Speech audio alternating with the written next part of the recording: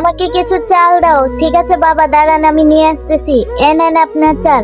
আমি ভবিষ্যৎ দেখতে পারি, তোমার মেয়ের ভবিষ্যৎটা দেখি। ঠিক আছে দেখেন, তোমার মেয়ে তো 2 ঘন্টা পর মারা যাবে। কি বলতেছেন এসব? হ্যাঁ আমি ঠিক বলতেছি, একটা সাপ ওকে কামড় দিয়ে মেরে ফেলবে। এখন কি করবা দেখো। আল্লাহ, চলো ঘরে চলো। এ নাও মা, তুমি রুটিটা খাও। আমার মেয়ে তো 2 ঘন্টা পর মারা যাবে। দেখি তো কয়টা বাজে। আরে আমার মেয়ে কোথায় গেল? মেয়ে, তুমি এখানে? তোমার তো 2 ঘন্টা হয়ে গেছে, কিন্তু আমার মেয়ের তো কিছু হলো না। ওই সাপটা এখন এখান থেকে চলে যাচ্ছে। ওই সাপটা আমার মেয়েকে কিছু করে নেই। কি বলতেছো এসব তুমি? এটা অসম্ভব। আচ্ছা দাঁড়া, আমি দেখতেছি এখনই। তো তার আগে বাংলাদেশ থেকে হলে লাইক করো, আর ইন্ডিয়া থেকে হলে সাবস্ক্রাইব করো। আমি বাংলাদেশি তাই লাইক করে দিলাম। আর তুমি তোমার দেশের পতাকাটা কমেন্ট বক্সে দিয়ে যেও তো, দেখি কার দেশের। যখন তোমার মেয়েকে সাপ কামড় দিতে চেয়েছিল, তখন তোমার মেয়ে রাস্তায় একটা ভিক্ষুককে খুব ক্ষুধার্ত ছিল, ওকে খাবার খাইয়ে তখন সেই ভিখারিটা তার জন্য দোয়া করে, তার কারণে সাপ আর তাকে কামড় দেয়নি। এভাবে তোমার মেয়ে বেঁচে গেল।